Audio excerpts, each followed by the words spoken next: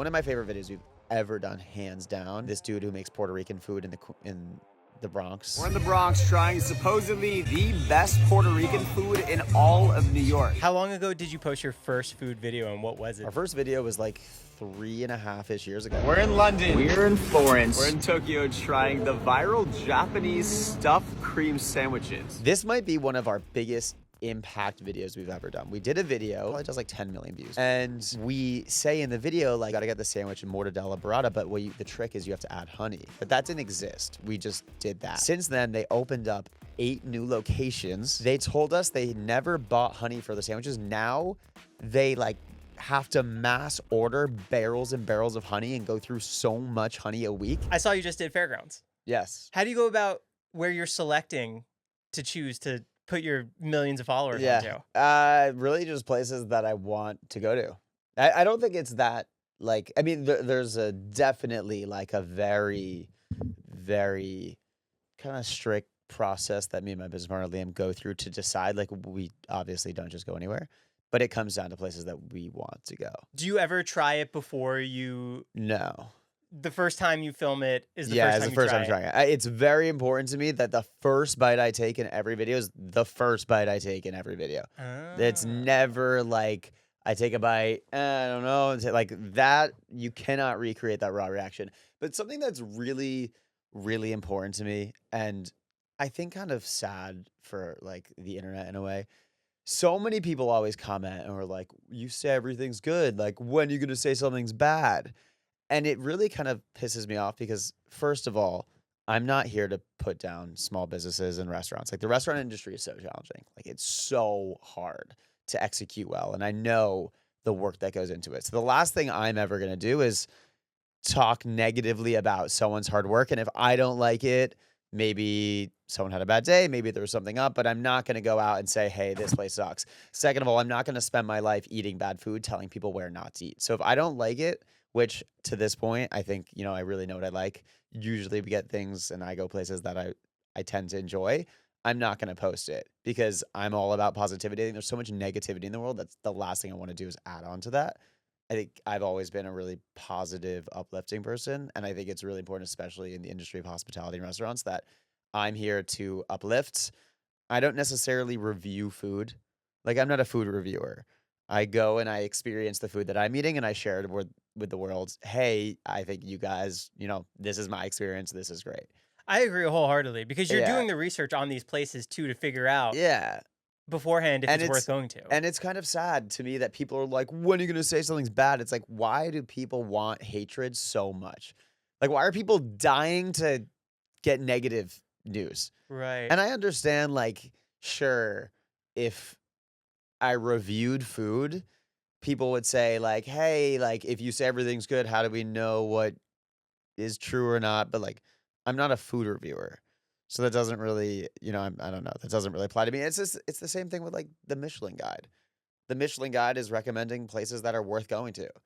There's not like a negative Michelin Guide for negative stars. Like, no, they look at, 1, 2, 3-star restaurants that people should go to. Not, I think the Michelin Guide's a whole other discussion, to be honest, and it's not something that I really follow or think has the best recommendations. But everything I do is about positivity and is about uplifting the community, is about highlighting chefs and highlighting places that I want to go to, not about putting people down. What catches your eye if it's not the Michelin Guide? Is it someone's food reviews on TikTok? Yeah, I think it's a mixture of things. I think there's a lot of really good people. Like, when I travel, definitely I'll go on TikTok or Instagram, but I'll also go on like Reddit. I'll go on random people's blogs and see things. But there's aspects that we know will, like, I think stand out. And a lot of that is my business partner, Liam, my co-founder. He has the best eye in the world for socials, like literally. And he can kind of see things where like no one else can. It's almost like a superpower to see that like this he will can, hit. or like he can walk in somewhere and be like, oh shit, like I can put this together in a way that combining it with the passion of the owners and the quality of the food, obviously, like this can really like stand out. Like, for example, there was this place, Divo Rare in Spain. We went at this point probably like a year and a half ago or something, or maybe it was 2 years ago. When we went, they had one sandwich, and Liam found a video of like a random person's TikTok. It probably had like 500 likes in Spain, and it just like looked so good. And he was like, "Dude, I'm telling you, like this is the spot. Like we got to go here." We went. We did a video. This might be one of our biggest impact videos we've ever done. We did a video, and it blows the fuck up. It does it does really well, but it doesn't even do like the highest amount of views we've ever had. It probably does like 10 million views, which is a ton of views on TikTok across channels. Okay. And we say in the video, like you got to get the sandwich and mortadella burrata, but the trick is you have to add honey. But that didn't exist. We just did that on our own because we were like, oh, it's going to taste better this way. And it was kind of a way to measure like, okay, if people come in and get the honey version too, like they saw the video. So we go back like a year later and talk to the owners. Since then, they opened up 8 new locations. They told us they never bought honey for the sandwiches. Now they like have to mass order barrels and barrels of honey and go through so much honey a week in 1 year. And kudos to them. They homemake their bread. They homemake their cheese. The quality of their products are insane. It's one of the best Italian style sandwiches I've had. Like I did a whole sandwich crawl in Italy. Like this place, Di Vorare, I think would be like my top 2 or 3, including Italy. So like they're right there, but it was insane to see. And again, that goes back to why, not be negative. Like it's incredible and it's an honor to have an impact on these places and be able to really help promote what they're doing, and not even promote, but just highlight what they're doing and showcase like their food, their skills. But the fact, literally a year later, 8 new locations, and we come back and they have like a Jack's Dining Room sandwich, and it's like it's crazy, it's crazy. But that was an insane example. But that started from Liam literally seeing a video that had like 500 likes, but it just looked like he could just tell. He was like, "This just looks so fucking good." Did they know you were coming? I don't know. Do sometimes a lot of the times, especially when we travel, we'll just walk in. You should see us in foreign countries. Like we'll just like walk in, and sometimes it's a language barrier, and we're just like, oh, like no, trust me, just like here, do this, and we just walk in, walk out, and they have no idea who the fuck we are. Like there was this place in Tokyo that we just did a video at, and it was one of my favorite bites in all of Tokyo. It was an unagi bowl, which I was like dying to try because they don't really have that in the U.S. as much. It's the heaping pile of rice and the eel on top, and they like paint it. And we just like kind of pulled up to this place and did a video and left. We had a great time. Like we drank a million beers and ate so much unagi. But yeah, we just like left. We did a video, and the video probably did like 10, 15 million views. And this guy that I know was in Japan recently went, and he was like, and he said like, oh, my friend did a video here. And the owner was like, oh my gosh, like that guy's like changed our business. Like, thank you so much.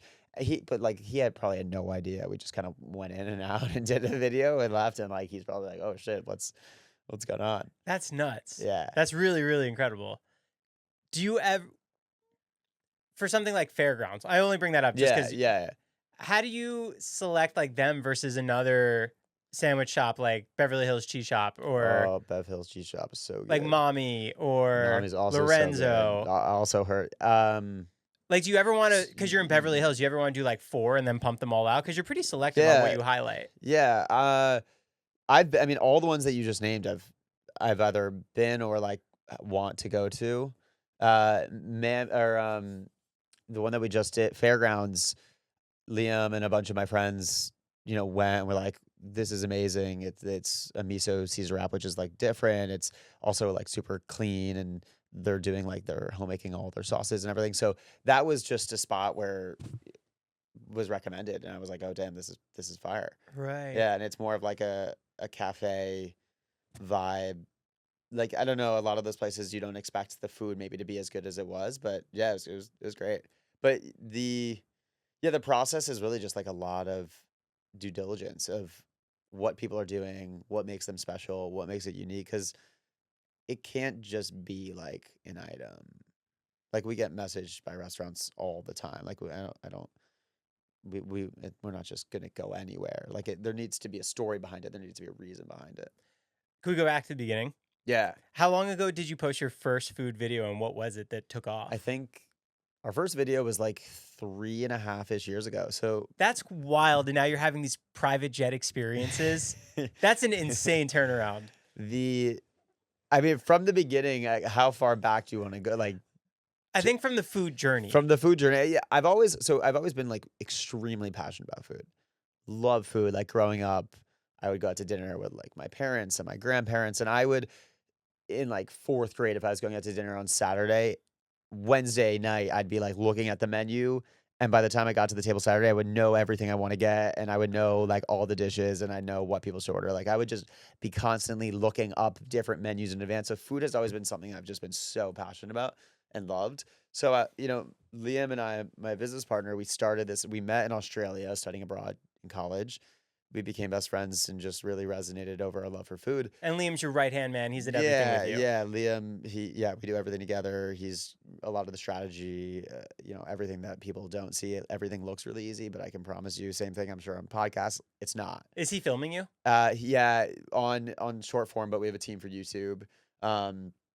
But is just like the greatest partner of all time. Like Jack's dining room wouldn't be possible without him. So we graduate college. I'm working at PwC doing tech consulting. He's at Capgemini doing management consulting. He's in San Francisco. I'm in New York. We're best friends over abroad, and he was in New York visiting his other friends and texted me because he knew I lived there too. Like, yo, Jack, like let's hang out. Like, I haven't seen you in a minute. And we're hanging out. We're like, hey, should we make a food video? Like, should we do our first make a video? Jack's dining room. At the time, I had the count, but it was just kind of like keeping track of places that I ate. It wasn't really like it wasn't you talking to the camera. No, it wasn't what it was at all. Like when Liam and I came together, that's when Jack's dining room became. So we asked like a bunch of restaurants. Liam would be like, this is my, like superstar food creator, and meanwhile we had like no followers, and everyone was like, no. How many followers do you have at this point? I don't even, a couple thousand maybe. And we went to this place, Aldama, a Mexican restaurant in Williamsburg, Brooklyn, which I think they switched it. It either no longer exists or they turned it into a new concept. And we like show up with like a tripod and a light, which we never use a tripod or a light anymore. I don't think anyone ever needs those things because the flash on the iPhone is all you need. And we're like, pulling lobster and eating bites and doing random shit. Like, we have no idea what we're doing. We're like, fuck it, let's just make this video. We go home, we stay up till like 2 a.m., we edit it, we post it the next day, and it does like 250,000 views or something, or, something crazy. And we're like, oh shit. Like, that was crazy. Like, we walk into like a million more restaurants, like every restaurant in a square mile around us. And we're like, look at the video we just made. We'd love to do them for you. And again, like a lot of no's, some yes. Next video does like 300K or $500,000. The next video does like 1 million views. I think the first 1 million view video was crispy pizza. I love crispy pizza. So good. 5 locations: East Coast, New Jersey, New York. Good. Go check it out. So good. So in the first week, we gained like 10,000 followers. And how much of that is what you're doing versus you're just picking incredible foods versus the timing versus no one else is doing it? I think, there were a lot of people doing it. I just think at the time, a lot of food videos are kind of like slow and calm and honestly boring in a lot of ways. It's like, oh, we got the burger and then we got this. And Liam and I were like, fuck it, let's like add some energy and like the confidence. Like I'm gonna like, make love to this burger, and like this shit was fucking gas. Like, wow, like oh my, like just adding this kind of like intense personality, not even intense, but just like vibrant your personality to food. And I think the combination of the ability for Liam to like tell stories in such a strong way and highlight certain things that no one else sees, and the personality that shines through. The whole goal is someone watching feels like they're across from the table. It's like when you and your boys or your girls just go get food and like what you would talk about. That's how watching a Jack's dining room video should feel, I hope. Are you asking them to go behind the counter so you can film the making of to try and spice it up? Yeah. And I think we were some of the first people to like take people behind the scenes to show like what it looks like. Not the first ever, obviously, but like on short form. And I feel like since then, a lot of people kind of take you back, which I think is really cool to see the, behind the scenes. So Liam we gained like 10,000 followers. Liam lives in San Francisco. He's going to go back to San Francisco. I'm like, dude, you can't leave. Like, I don't really know exactly what the fuck we're doing right now, but like something's working because we have 10,000 followers in a week. So Liam's like 6'4". He stays on my couch. By the way, my apartment, there's 3 of us. It's probably the size of this little podcast room in New York. and he's like taking up half the space. So shout out Chris and Mike for being really fucking cool and letting Liam stay the whole time. And he's like, all right, fuck it. Like, I'll stay. Cancels his flight. He literally sleeps on my couch for like a month. We wake up, go to work. He's working remote. We're both working remote. If anyone at PwC is watching this, I'm sorry. I wasn't really actually doing any work. I was just hustling. And we would be like going to work till like 7 p.m. We'd go out to dinner till like 10 p.m. We'd get back. We'd edit till like 2 a.m. We'd stay up. We'd post it the next day. Boom, boom, boom. Like every day for like 4 or 5 days a week for months. And I think a lot of social media looks really fun. And it's like, oh, like some people are like, oh, like it must be so nice to just eat food all day. And I'm like, that would be so nice. Like I wish I could just eat food all day. Like that sounds awesome. But it's a fucking grind. And like Liam and I have always kind of had this like can't take no for an answer mentality. Like no doors closed, always grind, always hustle. And I think it's led us to where we are today, where we just wouldn't stop. Like we would just keep going, keep going, keep going, always be grinding and like kind of scheming, faking it till you make it. And then you realize like, oh shit, like you made it like in a way. Obviously I'm nowhere close to like making it for where, you know, I want to go. And I think there's so many incredible people that are like inspiring me and ahead of me. So like we're not there yet, but it just, you keep faking it until you make it and going and going and going. And then you get further and further down that path.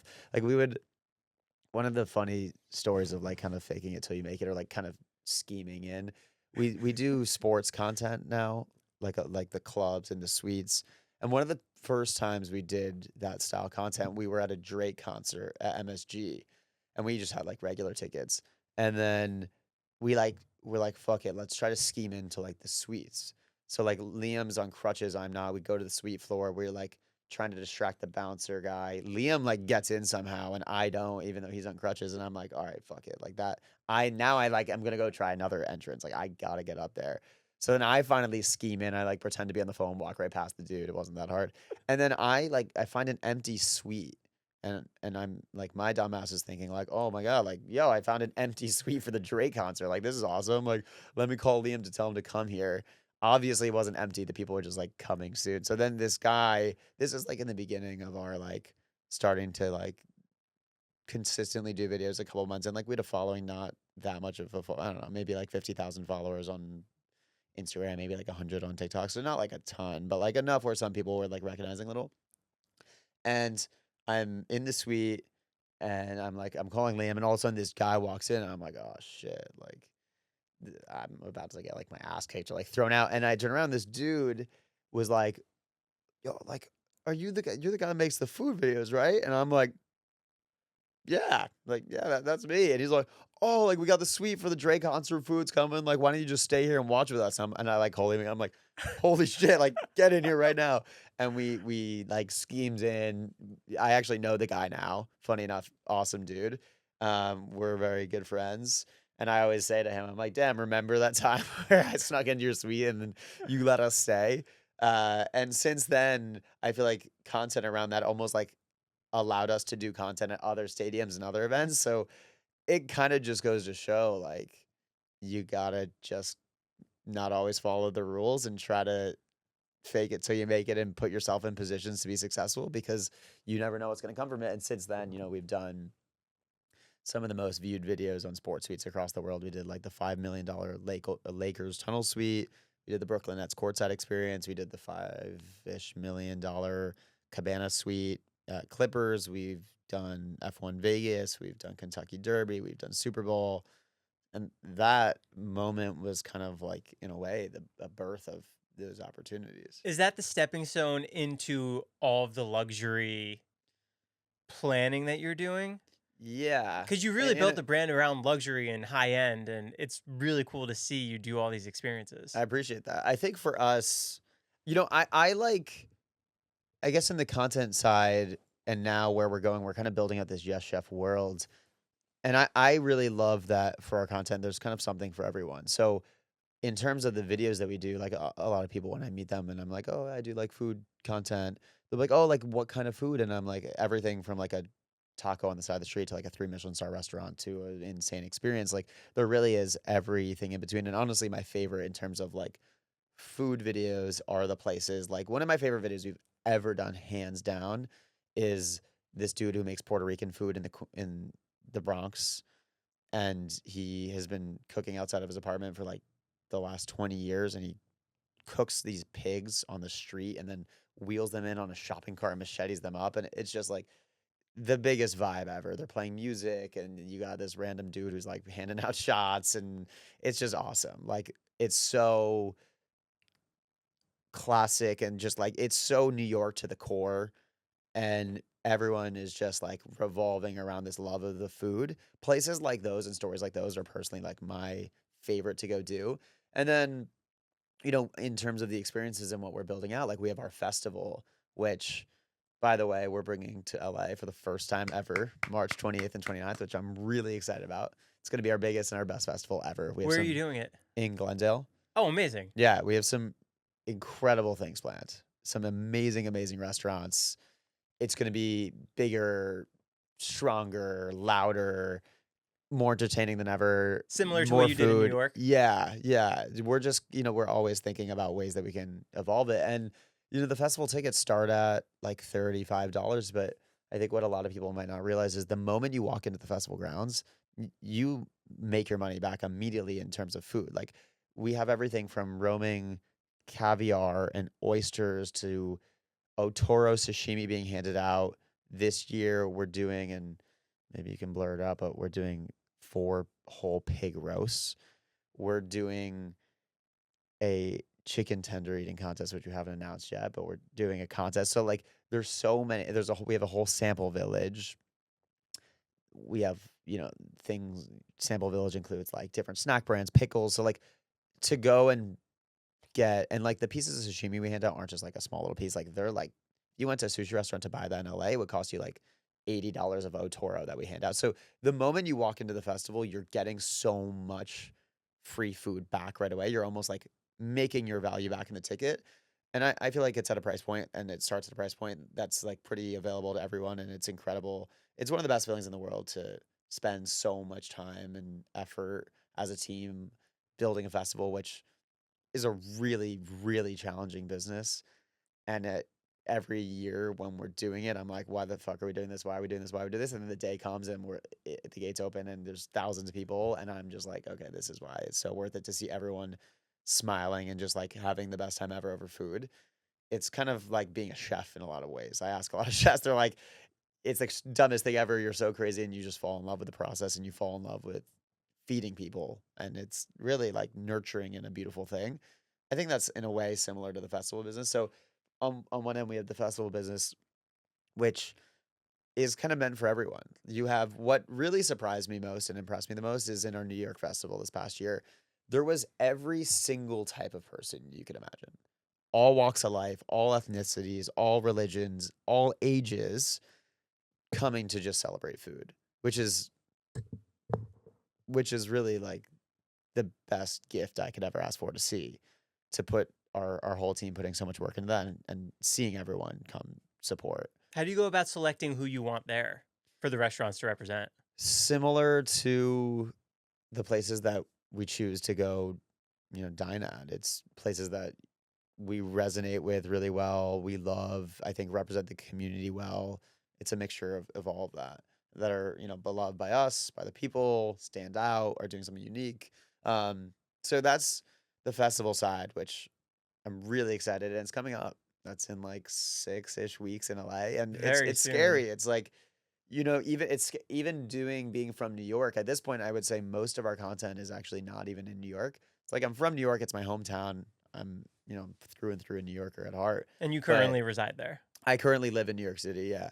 But even doing our first festival, like it's scary. You have no idea.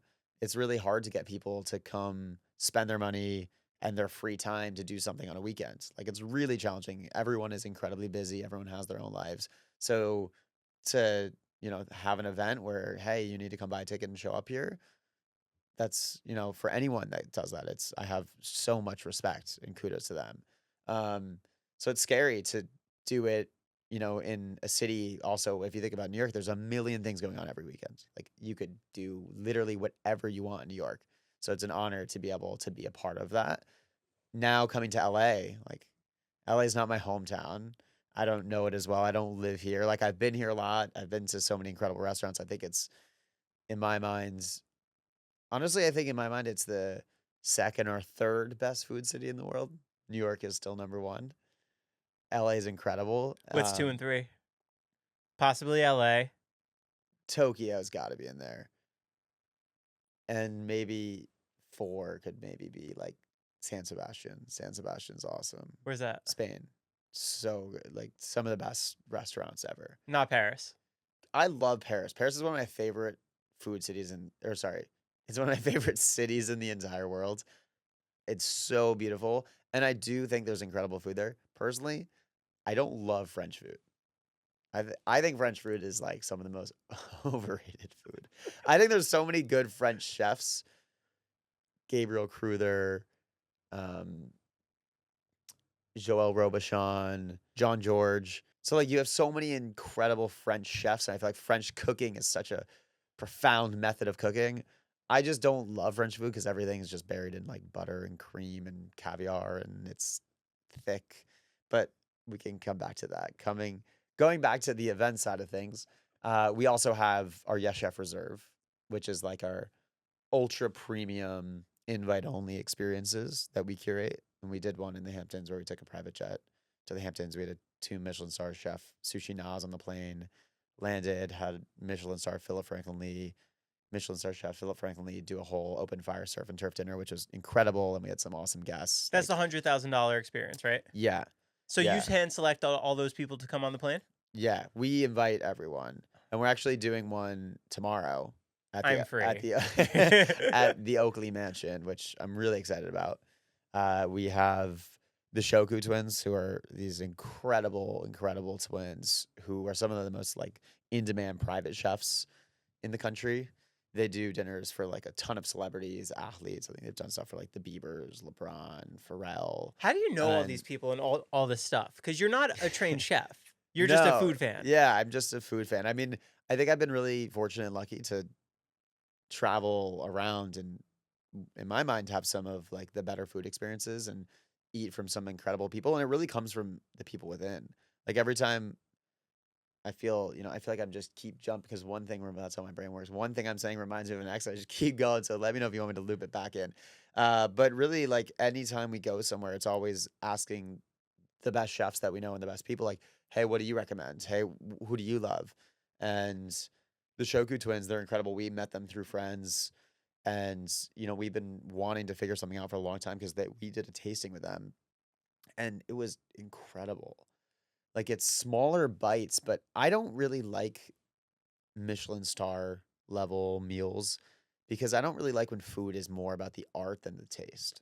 And a lot of Michelin star restaurants, especially like 2-3 stars, like, you get these tiny little portions and it's just like, it's good, but you don't actually like taste the food. It's underwhelming. You It's have to very go get underwhelming. food Like, afterwards. if you eat, the size of the food you eat impacts the taste. If you have a piece of chicken, but it's like this big, you're not like gonna really taste the chicken. Like, it might be beautifully done and cooked perfectly and look nice, but at the end of the day, like, I don't really give a fuck. I want to eat tasty food. Do you ever get invited to a Michelin star restaurant and you choose not to post it because it's not the best experience? Well, I just usually won't go.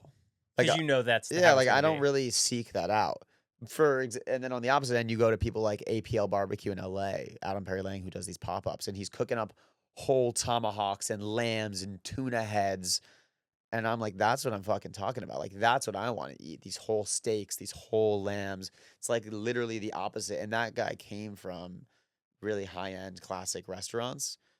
And a lot of the people that I think are doing a really good job, and a lot of restaurants I've gone recently are like, the best sandwich shop I had in Australia was a 2 Michelin star chef dropout who was like, I'm just going to go make the best toasties in Australia.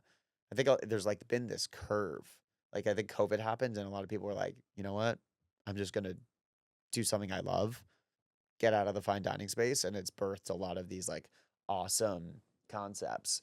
So yeah, this reserve that we have coming up is really special. It's something that we've been working on for a long time.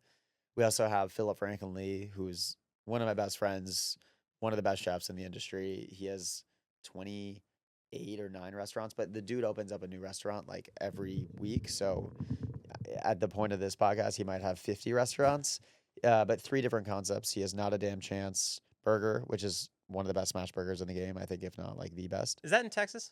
It started in Texas, but they have them in New York, I think Denver, they have them all over. Sushi by Scratch, which is here in LA and among other cities, a ton. And then Pasta Bar, same thing in LA. Also in LA. So he's super talented. He's going to be doing a pop-up omakase at the dinner, kind of as like a precursor, which is going to be sick. I didn't realize he also did Not a Damn Chance Burger. Yeah. I know he did the pasta and the sushi scratch. Yeah, he also does the burger with Neen Williams, who's a legend skater, surfer. So they crush it.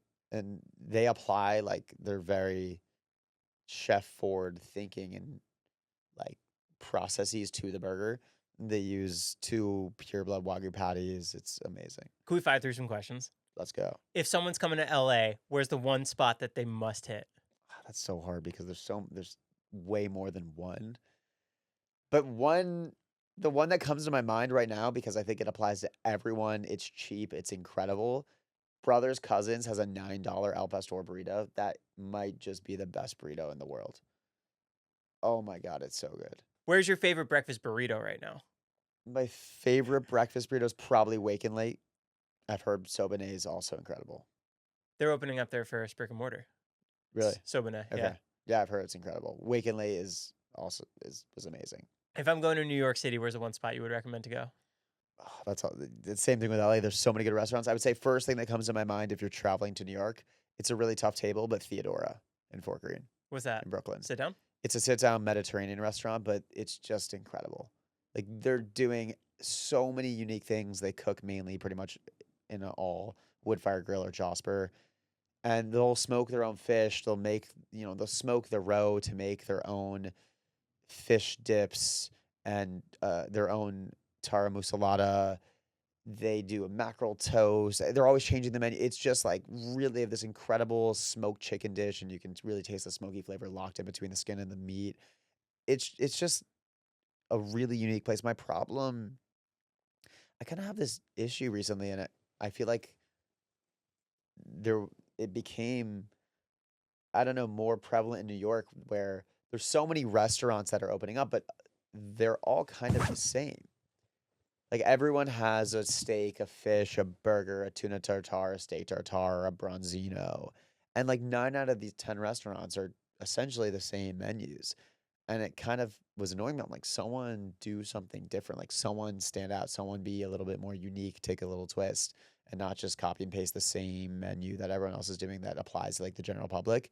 Theodora is not necessarily new, but they're a perfect example of just doing like incredibly awesome stuff. And especially like they have sauces there that I've never tried before. And they have this dish with prawns, and it's like this spicy, almost, I think it's like this not even jalapeno. It's like a spicy honey sauce that they pour on top of the shrimp. And I asked the chef to bottle me like a to-go little bottle so I could take it home and like put it on eggs and use it. It was like one of the best sauces I've had. I think it was like a honey habanero hot sauce. It was insane. Anna Jack Thai has been hyped up in LA for a while. Yeah. Have you been to it? I have.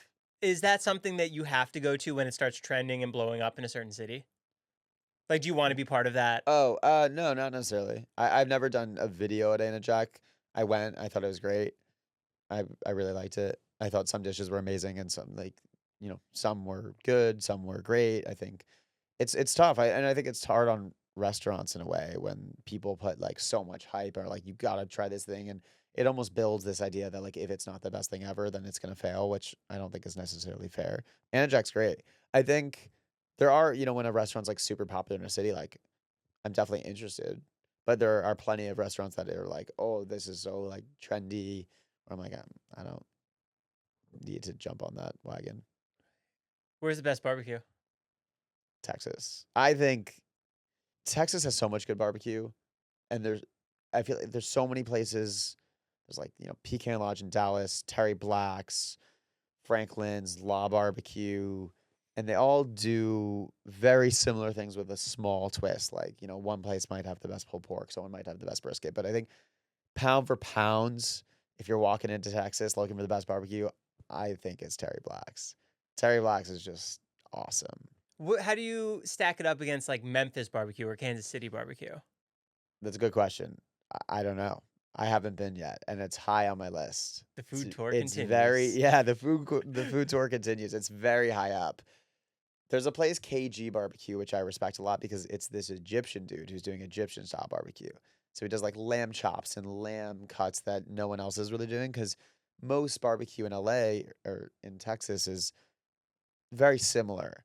And this dude came in and he's just kind of whipping up so many unique things and has like pomegranate glazed stuff. And it's just a really different twist on barbecue. So I thought that was really cool. And the food was great. Do you have a favorite celebrity attached restaurant? What's like an example of one?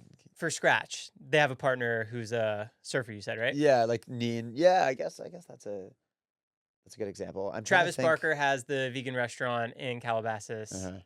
I'm not a big vegan food fan. I'm like the opposite of a vegan. You want meat? I eat so much steak. I eat so much meat. So if something is vegan, I tend to steer clear of that. How do you feel about fast food? I don't eat fast food. Never. Pretty much never. You won't do an In-N-Out burger. So I know Jack. I actually called Kev today. Kev's one of my best friends. I love Kev. I know Kev was here. How Kev Eats for those watching. Kev and I agree on most things, but we disagree on this. I think In-N-Out is one of the most overrated burgers in the game. And I'm sorry for the people in LA that want to disagree. I'm Team Shake Shack.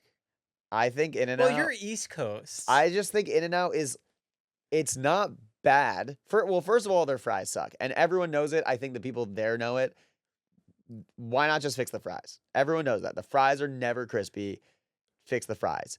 Kev is like the biggest In-N-Out supporter. He's like, you don't order right. You don't do this. You've never had it fresh. And then Philip Rankin Lee, my Michelin star chef friend's like, well, you don't ask them to fry it in the mustard first before you get it. And I'm like, all right, I'll come back with you guys and I'll do it again. I think In-N-Out is good. Like, it's not bad, obviously. It's a good burger. I just think the people in LA are like, all hail In-N-Out, like best burger ever. And it's not. It's really not. I agree the Shake Shack's a little more elevated, but I think the In-N-Out burger is a better burger overall. How do you feel about Whataburger? I haven't had Whataburger. I've had Culver's. I never really grew up on fast food. I like some fast food I genuinely like. Well, like if I'm on a road trip, I'll have the occasional McDonald's. Like McDonald's is always good in situations. I never really eat it, but like McDonald's fries are solid. In college, I would eat a lot of Taco Bell. Like a Taco Bell Crunchwrap is fire. No matter who you are, where you are. I've finished an omakase in New York and I've been hungry and I've gotten a Crunchwrap. Like Crunchwraps are gas across the board. Like there's no denying Crunchwrap's good. And I guess like Domino's in college. One time it was actually pretty bad. Me and my friends were coming from like this date party and probably had a couple too many drinks. And then we walked into Taco Bell and we ordered Taco Bell. And then on the way back to our apartment, we passed a Domino's. We're like, fuck it. Let's get Domino's. Domino's has underratedly one of the best desserts in the game. The brownie? Have you had the lava cake at Domino's? Insane. Oh my God, insane. The Domino's lava cake is insane. Especially if you take that home and put some ice cream on it. Oh. But now that we're on the topic of dessert, I think pound for pound, maybe the best dessert I've ever had is the sticky toffee pudding at Hell's Kitchen in Las Vegas. Wow. It is so good. I don't know if you've had it. I have not. It's worth the flight. You don't even necessarily need to eat the meal there. Just get the dessert. Wow. What makes it stand out to you? Is it the flavor, the presentation? I'm not even really a presentation guy. I don't necessarily judge things on how they look. Like, obviously, I want it to look good, but like if it looks weird but tastes amazing, I don't care. Their sticky toffee pudding was, first of all, the hottest sticky toffee pudding I've ever had. I hate when a hot dessert comes out not hot. Sticky toffee pudding is meant to be like kind of really hot and, like warm. Their sticky toffee pudding was so hot, and their sticky toffee sauce on top was just like everywhere and so good. And then they put so much good vanilla ice cream. We got extra, so we got like 2 or 3 scoops extra, and it kind of melts. It's like when a volcano meets an ocean and kind of just like, comes together, and then you got that like vanilla ice cream, sticky, hot, cold bite. I've been chasing that high for like 2 years. Are you friends with Gordon Ramsay? I'm not friends with him. I'm inspired by him, and he's a legend. I've met him a couple times, but I haven't sat down with him to the point to call us friends. Can you enjoy a restaurant if you're just going there for fun with your friends, or are you always in that mindset of dissecting it and analyzing it? Yeah, I think yes, the answer to that totally. But I think something that's really important for me in my content is there's not like a version of me on camera and a version of me off camera. Like I'm exactly who I am in both settings if the camera's rolling or it's not, which I think is, really important for any creator because you build that like genuine relationship with the audience. So when I'm going out to dinner, like with my friends versus I'm going out to dinner and we're doing a video, it's like the same vibes and the same energy. And I think that's, a big part of it. So it's like people feel like they're kind of there, like with us. So like when we're out to dinner with my friends and we're just like hanging out, it's kind of the same thing. Like it's, I'm whether or not I'm taking like videos for a full video that I'm posting on Jack's Dining Room, I'm taking like Snapchats with my friends and, just videos to remember. Like I love it. I love food. It's like I live for Food. finding food. A lot of people like eat to live. You live. I live to eat. Like food is the most important thing in my life. What's it I like mean, when besides my family and some other people, but food is like it's number one. What's it like when you and Kev go out to restaurants together? I feel like for everybody else, it's seeing the Avengers together. Yeah, I appreciate that. Like, who else is attending that meal with you guys? Yeah, we'll go out with like I don't know if you know Rick Locks. Yeah. Adam, he's the man, really close friend of mine. But yeah, it's funny because it's just like normal. I don't know. It's like just going to dinner or I'd like be food with- intimidated eating near you guys. food with friends. But I think for some people they're like, holy shit, because some people might like come up to Kev and know Kev. Some people know me. Some people know Rick. So it's just like then you put us all together and they're like, holy shit. Like we were in London together. This was actually really funny. We were in London and eating with Todd. I don't know if you know him. He's awesome. It was us three. And this kid came up because he saw Kev and he was like, oh my God, Kev, holy shit. And then he like, so can I get a picture? And then he like turns and sees Todd and is like, oh my God, I didn't even see you. And like, what? And then turns and sees me. He's like, oh my God. He like freaks out. But it was cool. I think it's really fun. It's really fun to meet everyone and have people come up because, you get to interact with so many different people. Also, like I get a ton of recommendations from people I just run into. And when people come up and are like, oh my God, I love your videos, like that means the world to me. It's like, one of the reasons why I like to put out content is so that people genuinely enjoy it. And like everyone from like, people my age or like, kids in high school will come up like, yo, dude, I love your videos. And then it'll be like a dad walking his 2 daughters. He's like, dude, I love your videos. And it's awesome. Like, it's a really cool feeling to be able to interact with so many different kinds of people. Do you ever turn down opportunities because they don't align with your brand? And are they All ever the really high paying? All the time. All the time. More so than not. Our brand is the most important thing. Like the trust that people have in us, and that's everything. So yeah, all the time. Brands will always, there's so many brands, every week that will want to work with us. I think if, you take a look through Jack's Dining Room, we're really, really selective. We don't work with most people because if it doesn't align with what we believe in and how we want to portray our work, we're not going to do it. And that's really important. One of the most viral videos is the 82 million views pastry shop in France. Why did that one take off so much? That video was so fun to make. First of all, pastries in France. Everyone loves pastries. Start there. Like, and France is the mecca of it. I think pastries are one of the most beloved things in the world. France, Paris being, I think, is the mecca of pastries. So best pastry in France in the world is just something I think a lot of people are curious about. Cedric Rollet, the spot, is insane. Cedric himself, I've never met him, but he does some of the craziest shit ever. The way he prepares and cooks with all the ingredients out in front is like one of the coolest things ever. And I think it's become kind of this hot topic. Like anytime a restaurant gets really popular, there becomes like a moment of people who are like, oh, well, it's not good anymore. But I think certain things are popular for a reason. And it's just, I don't know, it's hard it's like Katz Deli in New York. People are like, oh, like Katz is overrated. It's like Katz has been around for 100 years, and there's a reason there's a line every day. Like you could hate it or love it. It could be expensive, but like Katz is great. Katz has an amazing pastrami sandwich. I think same thing with Cedric. Like, is it the best croissant in the world today? Like maybe it's changed, maybe not. But like, is it amazing quality food? Yes, without a doubt. So the way that they set up their stores and everything they're doing is so unique. And this was probably almost like 3 years ago now, this video. And we go and we sit in the park. I forget the park name, like in front of this Ferris wheel. And we're just like sitting there vibing and had this really awesome video. And I think it was a combination of just like what they're doing at Cedric, the setup that we had, and just the energy that we brought to it. And we're trying what people say is the best pastries shop in the world. And I think a lot of people were really interested in that. Yeah, but I didn't expect, it to be as popular as it did. 82 million views on TikTok is insane for like one food video.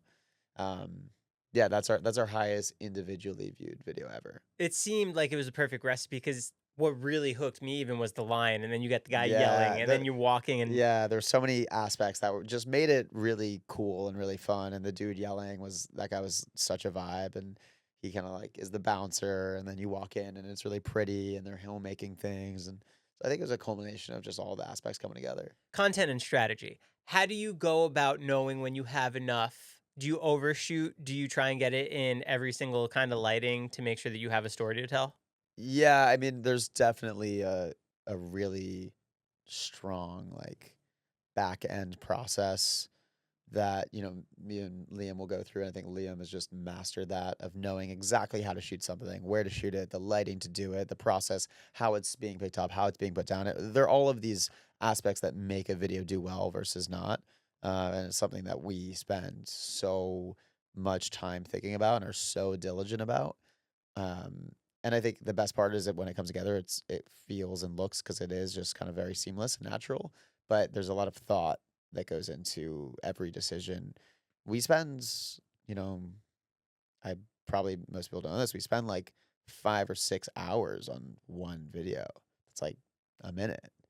So it's a lot of time and thought that goes into one video, and we take a lot of pride, like so much pride. Like for me and Liam sitting down, like I like to think of what we put out as some of the highest quality content people can consume. So it's not something that we take lightly and just do.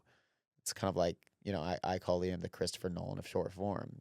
It's like when Christopher Nolan puts out a movie, people go watch it. I think it's the same thing with Liam. Like, we have this immense pride and expectation for ourselves, because the last thing I want to do is people have, coming on Jack's dining room watching a video and be like, oh, they're like, this isn't really good. Have you ever missed the mark in the past year? Yeah, definitely. I think there's videos that always perform better than others. I was just in San Francisco for the Super Bowl, and I was joking with with Liam. This is when we're getting started. There was a video one time that like it was so niche and like not great, and we posted it. It was like multiple hours and it had like literally like 1,000 views. I was like, oh, like the app must be. I kept refreshing it. It was just like the least viewed video ever. And we definitely look. A lot of life is responding to failures. I think failures can tell you a lot more about yourself and your process and how to adjust than your wins can. So I think it's about taking and understanding what didn't work and applying it to what should work. And it's changing every day. There's so many, even since we started in the last 3 years, but the last year, 6 months, there's so many new food creators doing so many amazing things. And the internet is huge. Like people are just continuously innovating content and ideas. And if you don't innovate and change with it, like you're gone. So it's a lot. But now, we have a team. There's about, I think there's 10 people now, not all on the content side. On the short form, it's me and Liam. On the YouTube, we have a bit more of a team, but for like the festivals and the other thing we're launching, the Reserve, the festivals, we have some other really exciting things we're planning. But we have a whole team, and it's the busier you get, the less time you have for certain things and content. So, yeah, we're continuously just evolving and like leveling up our game. The London Borough Shop. Great video. Thank you. How do you go about selecting the 5 that you want to highlight there? Borough Market is one of the best food markets in the world, and it's literally just like a breeding grounds for virality. It's insane. Like people love Borough Market, rightfully so, because it's awesome and there's so much good food. That will just go around, and we spent the day walking around Borough Market and trying so many different things, and we're like, these are our 5 spots that we want to include. Have you done Chelsea Market? I have. I love Chelsea Market. I feel like Chelsea Market doesn't really get the respect it deserves. I agree with that. And I think that people view it as like a touristy spot. I think Chelsea Market's amazing. I think they have some of the most, I don't know if you know this, some of the most underrated sushi in New York City, and it's really cheap. At Lobster Place downstairs, they have sushi, and it's like $8 a roll. But Lobster Place they get in a lot of the freshest seafood in the city and actually sell to other restaurants, and they use some of that fish for their own sushi. And it's like some of the best bang for your buck sushi you can get in all of New York. It's never really that crowded down there. Well, actually, that's not true. It is very crowded, but like it's quick. But Chelsea Market's awesome, and I'm a really big fan of it. Like I'll go there a lot. Like I'll go with my girlfriend, and we'll go on the weekends, and we'll go to Chelsea Market just like to eat. But I feel like it's me and then just like a bunch of tourists. But that's fine. I feel like she's in the best position because she gets to join on all these food expeditions. Yeah, I think it's a blessing and a curse though, because I'm like so into food that, like, for example, we went to Paris and I just refuse. Like, if I'm going somewhere for 4 nights, like I refuse to have a bad meal, especially if I'm there for 4 nights. Like, I can't have a quarter of my meals be bad. Do you do So, the like, breakfast buffet, or are you trying to seek something out? No, I'm seeking things out. But like for dinner, like I'll make her walk to like 20 restaurants, and I'll literally like stand outside. I'm like, no, that's not it. Like I'm not. And then I'll go to the next one. I'm like looking at the menu, like, no, something's off. And I'll be like, again, I'll just keep going until I just have that feel. And then I'll be like, okay, I think this one feels right. And I think I have a very strong intuition with food. Can just sense like a vibe from a place and a menu.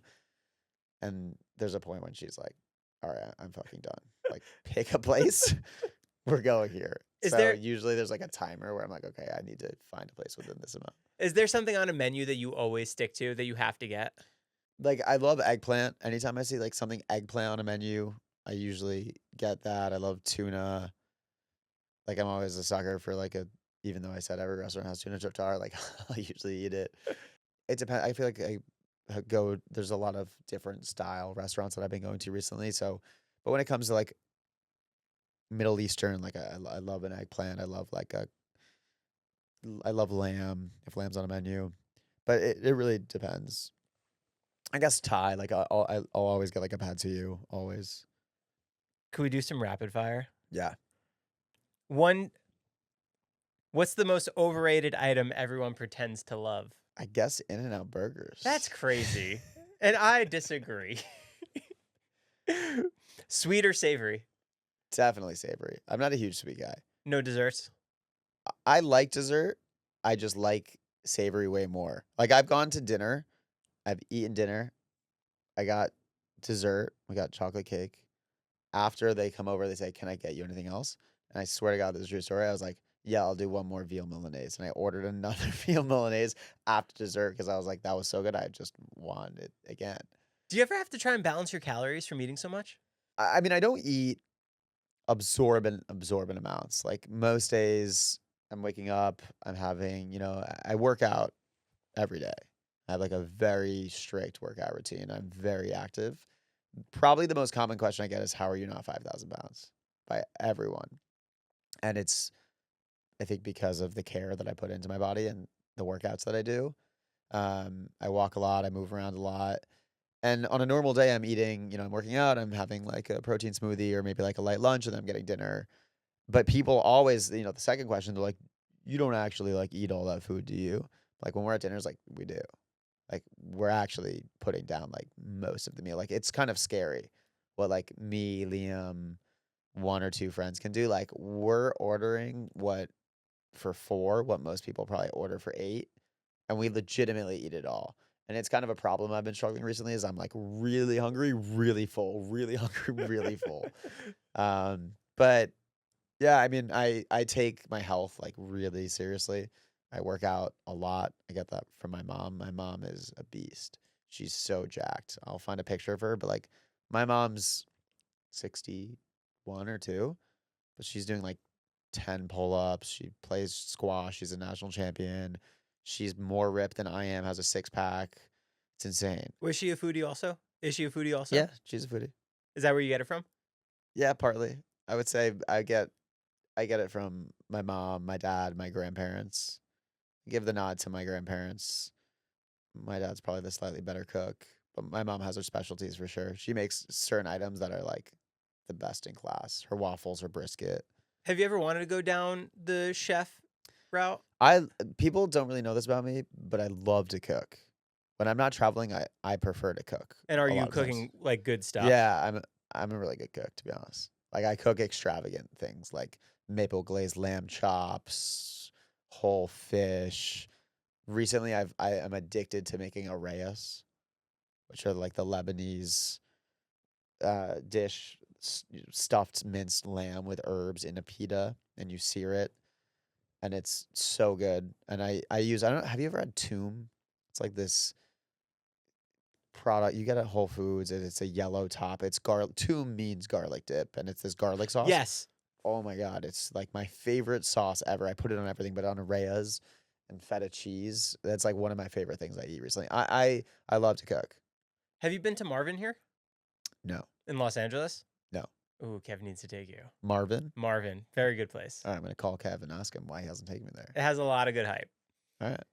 Best food city in the U.S. right now. New York City. If you weren't living there. But it is. Even if I weren't living there, it's New York City. New York City has access to the most amount of foods in the world. And I think the best quality of those foods, pound for pound, in the world. It's incredible. There's so much at your fingertips, and there's so much talent. I feel like, if you really, some of the best chefs in the world, there's a reason they come to New York. Besides New York, personally for me, I think I would say LA. Best pizza. New York. Where? I know this is one hit, but I have to put this into two for a reason. There's a new restaurant, pizza shop in New York called Series, started by these 211 Madison Park ex-chefs, and they perfected pizza. And they make just like the best dough, some of the best pizza I ever had. Their mushroom pie it's expensive. I think it's like $48 to $60 depending on the pie. You did a But video they're on this, using right? yeah, they're using the best quality ingredients you could buy. And like pudding, for example, like they're using 12-year aged balsamic vinegar. They're using like $20 of balsamic on a pie. So there's a reason their costs are higher, but their pizza is like the closest thing to perfect you'll find. It is so thin and crispy. Each slice honestly looks like a fighter jet, and it's insane.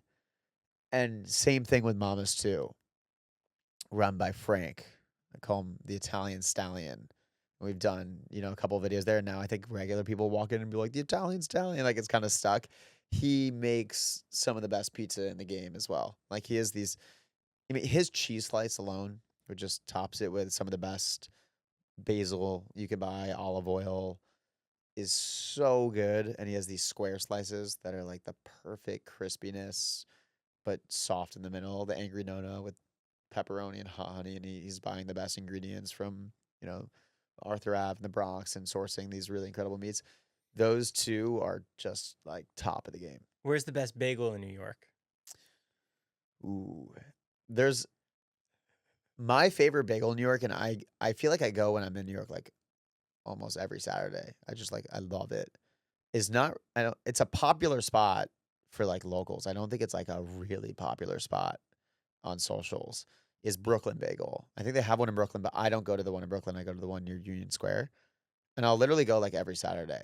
And when those bagels come out hot and fresh and you get a bagel and cream cheese untoasted, Do you it's just scoop it like out? a perfect no.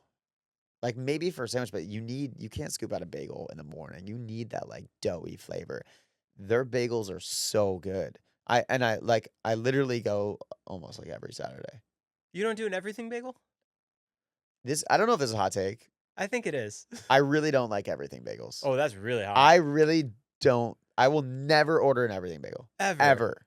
Ever. I love an everything pizza. Because everything bagels have like garlic chips on them or onion chips on them, and then your breath is so like I just can't get over the way everything bagels make me feel.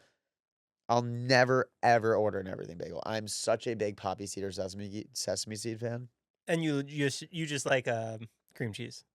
I love like that'll do it. I would say a bagel on lox is like one of my favorite breakfasts ever. Like growing up, I'm Jewish. I had bagel and lox with my grandparents like every weekend. A good, super thinly sliced salmon bagel is like one of the best things in the entire world. Did you have a bar mitzvah? I did, yeah. Was it themed food? No, it was actually paintball themes as like the party. Were you shooting people? Yeah, we went paintballing. It was really fun. But my grandpa actually did the whole ceremony. He was the rabbi, which was a really special thing. Oh, that's sick. And then we went to Israel after. It was really cool. Is there a food trend happening now that you think is completely overrated? I feel like there's nothing really happening right now. Yeah, I don't know if there's anything particularly like happening right now in the trend space. I don't know. I feel like Froyo is taking over again. Froyo, I'm here for that. I love good Froyo. You know what's crazy? I was at the Super Bowl in San Francisco this past weekend, and there was this guy walking around with like gelato in a cart, just like mixing it. And he was like, "Oh, you want to try it?" And I was like, well, I guess sure. It was literally the best gelato I've ever fucking had. I swear to God. Like, I'm not kidding. It might have been the #1 gelato I've ever had. And you'll never be able to get it again. Including Italy and these high-end shops I've been to all around the world. I don't even know the guy's name. I don't know the company's name. I asked him, and I was like, he was like, yeah, no, this is like my company. I make it. We do it all in-house, and he had a machine that was like stirring it. And it was salted caramel. You know when you take gelato and you take a bite and you pull it and it's like stringy? Love that. It was the stringiest, smoothest gelato. And I almost was rooting against it because I was like, I don't need more dessert right now. And I took a bite and I was like, I had this like ratatouille moment. I'm like, oh my God. That might be the best gelato I've ever had. Are you going for chocolate or you prefer tart? I prefer when it comes to Froyo tart. I'm usually not a chocolate guy, but I'm entering into my chocolate era. I'm kind of starting to like chocolate now. Milk? Yeah, milk chocolate, dark chocolate. My friends make fun of me and Liam makes fun of me. I guess some people who watch the videos do because I'll say like, oh, I'm not usually a fan of X and then eat the thing and then like it a lot. And they're like, you always say you're not a fan of this thing and then you end up liking it a lot. But I guess maybe that's because I'm having a good version of the thing. Another hot take I have, I don't know if this is a hot take for you. I hate mustard. Hate it. I do. You hate it too? I enjoy mustard fried burgers from In-N-Out. Okay, that's different because it's cooked. But I think mustard is the most overrated condiment. I'm not. I don't like ketchup either though. Oh, I love ketchup. I'm not a fan. I don't like any. I don't like That's mayo. crazy. I think mayo is gross. It's just like white and disgusting. Alone, I understand mayo being gross. Like I won't just like glob mayo on something. But mayo as the base to so many sauces is really important. But you don't like everything. And I have an everything just sitting up there waiting for me every day. It's not even that I don't like the taste of everything. I don't like the aftermath of everything. Sitting in your teeth? Yeah, and that just garlicky onion flavor like all the time. It's like, I can't get it out. How do you spend your free time? With content? What are you watching? Are you watching movies or shows, or is it always food related? Like I love food so much. Like in my free time, I'm just like I like to go to new restaurants. Like I think I am, really fortunate and really lucky that I have an opportunity to pursue something that I genuinely wake up every day so excited about and love. Like food is my life, and I've been able to create a career out of it, which is awesome. So it's sometimes like I almost don't separate like my free time and my quote unquote work because I love what I do, and there's a lot of parts of what I do and work and the festivals that's really challenging and hard. But like overall, it's my passion being in the food space. I love to work out and play sports. Like if I can ever play like tennis, pick up basketball, padel, pickle, squash, like any sport, like I'm always game to play. Like I'm a very active person. I don't like to sit down. Like I'm never like, oh, let me sit on a couch and watch something. I do time to time, but that's not how I really like enjoy my free time. I'm not like like I'm relaxed, but I'm not like, oh, I want to get like really cozy and just like lay here. Like I'm always like the next thing. Like I'll like go here and then, me and my brothers like we'll cook a lot and we'll go like play pickup basketball. And I'm like, all right, let's go play tennis. And then let's go play squash and do that. Although I absolutely love college football. Watching college football. It's like my favorite thing in the world. Me and my brothers will get a bunch of steaks and burgers, cook, and just like watch college football all day. So like that is something that I'll sit down and just watch. Like there's nothing better than good college football. Let's And say I you're did go to Indiana. We just won the national championship. So that's why. let's go.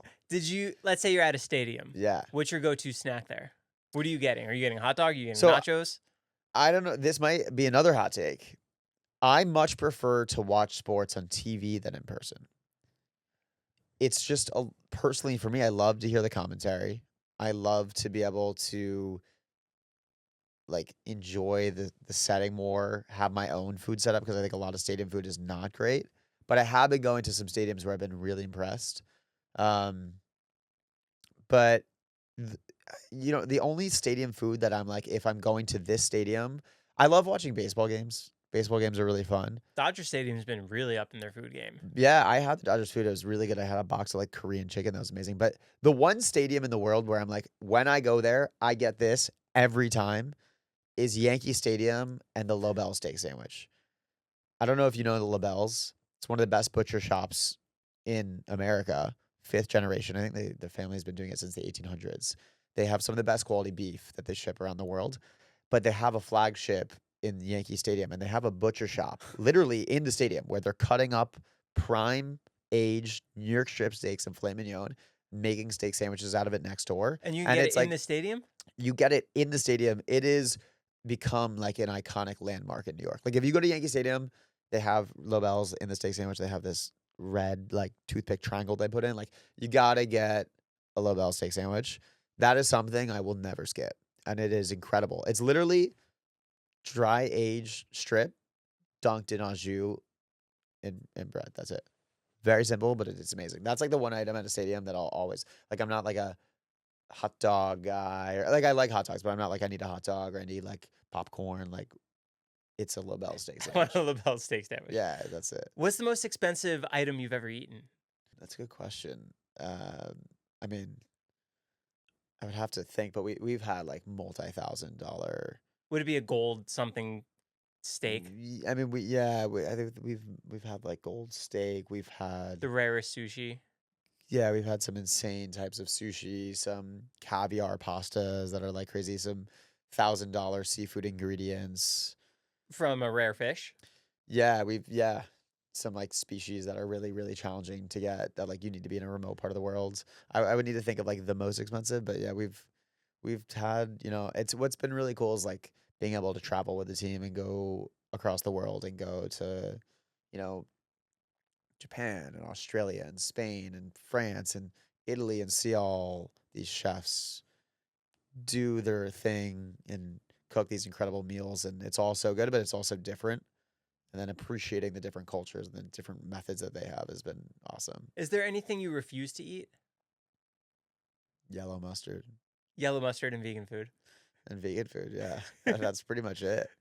There's not like a food I don't like. Like I've had some pretty weird things. Like I was on the side of the street in the desert in Morocco with my friends, and they have these like meat markets where literally it's a cow hanging, and you pick out the type of cut you want, they'll saw it off and they'll just cook it. Swear to God. So we had bull testicles there, and it was actually pretty good. Rocky honestly. Mountain oysters. Yeah, and it tasted pretty good. It was not bad. What was the most exotic meat you've ever had? Probably the bull testicle. Never snake? The only thing I've eaten that's actually scared me that I was like, I don't know if I could do this, was we did a whole pig dinner one time, and then after the chef came over and he cracked the skull open of the pig to eat the brain. And I don't know why I thought like pig brain might look different, but he cracks it open and it looks exactly like a human brain. Same thing, just smaller. And he hands me a spoon and he's like, yeah, just go. And you did And it. you just like scoop out the brain and eat it. That was the only time I was like, ooh. What does that taste like? It didn't like taste. It kind of tastes like mushy, like yogurt in a way. It doesn't really taste like much, but it's just the idea of seeing the brain. Actually, that's the only thing I've eaten that scared me. But another thing that I watched in Japan that scared me is this dude pick up a red snapper out of a tank by hand, puts it on the table, and it's like flopping all over, and he just like stabs it. It's bleeding. It's still flopping. Then he takes this long metal cord and sticks it down this fish's spine to pull out the spine so that the nervous system is removed so it doesn't feel like pain, but it's like still flopping all over. And then he chops its head off. And I was like, oh shit. Like that was scary. I don't know if I want to see that again. Yeah, that's intense. Come to Yes Chef Food Festival. Yeah, I think we dice up our tunas in an elegant way. That's gonna be so much fun. Yeah, I'm really, really excited about it. What else do you have coming up? We have, I mean, that's the big one. Our Food Fest, March 28th and 29th in LA. We have some of the best restaurants here. We have some activations and things we're working on that are, we've never done before. We have some really cool chefs coming in. We have, our GA section, and we also have our Yes Chef Reserve VIP section, which is going to be incredible. Like, we have some really cool stuff going on there. We have Philip Franklin doing a micro omakase. We have House of Prime Rib coming and doing like prime rib at the festival. We have Lobel's, the butcher shop I was telling you about, that's never done something in California. They're coming out. They're coming out to do something that they've never done at the festival. We have Sabatino, which provides some of the best truffles across the U.S. They're coming to do something really cool. Do you like truffle? I guess, back to your question of something that's overrated. I think a lot of truffle dishes can be overrated. Like, people just pour truffle in everything. But when it's the right quality truffle, it changes everything. So Sabatino, they have some incredible truffles that they get from Italy, and they're amazing, and they add a lot of flavor. I hate when people just put on truffle to put on truffle. So the answer to that is like 90% of the time, no, I don't, because a lot of people use shitty quality truffle just for the smell. I'd love to see you go find a truffle with a pig. So yeah, they were telling me, they're like, you should come out to Italy and like come hunt truffles. It's really fun. So That'd be a really cool video. that's definitely on my list. That's something that I want to do. We haven't posted this yet, but we just went to Australia, and Australia is one of the best places I've ever been in the world. I think Sydney, pound for pound, is like the best city in the world. It's where I want to live one day. And we did this video in Tasmania, which is an island off the coast south of Australia, probably like the most remote place you can be from New York. And we landed there. It's like, 18 hours to get there, drove like 2 hours to the corner of the island to this remote farm that meets the water. And we went diving with this chef, Annalise Gregory, who is an incredible chef in Australia. And by the time this is posted, maybe the video will be posted. We dove for our ingredients. And then next door to her house, she converted her garage to a restaurant, 10-person seating table. And everything she cooks, like either she catches or comes from her garden or her farm. The eggs come from her chickens. It's all local. Or if she doesn't have it, she like gets it next door. Like a guy makes the honey next door and a guy grows berries next door. And it's like this hyper local meal. And that experience was one of the best culinary experiences I've ever had. And it really opened my eyes to like, oh shit, like nothing is cooler or better than just like doing everything yourself and growing everything fresh. Like, to me. Like, you go to the fanciest restaurants in the world, the coolest things, but like nothing is better than someone cooking something in like their own kitchen with love, with the ingredients they grow on their own. Like, that to me is the peak of eating. You going on all these experiences is what makes it so fun for me as a viewer to see what you're doing next. Because I feel like every time I go to your page, there's something new and crazy happening. I appreciate that. So that's very cool to see. We constantly are trying, like, I don't know, this past couple weeks, like we were in the Cayman Islands, and then we flew to Australia, went around Australia, then we went to San Francisco, and then we were in LA, and people are like, weren't you just here? And I'm like, I don't know. I'm trying to keep up. Is there an end-all be-all goal that you have? Is it a TV show? Is it a... No, I would say there's not like one thing in mind. We're working on some really cool stuff. Have you been approached by Netflix? We've had some conversations with various people, yeah.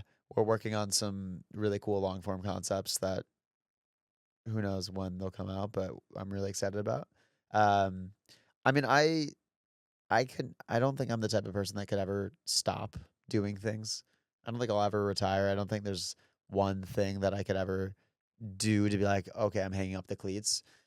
I want to provide people with the best food content and experiential content in the world.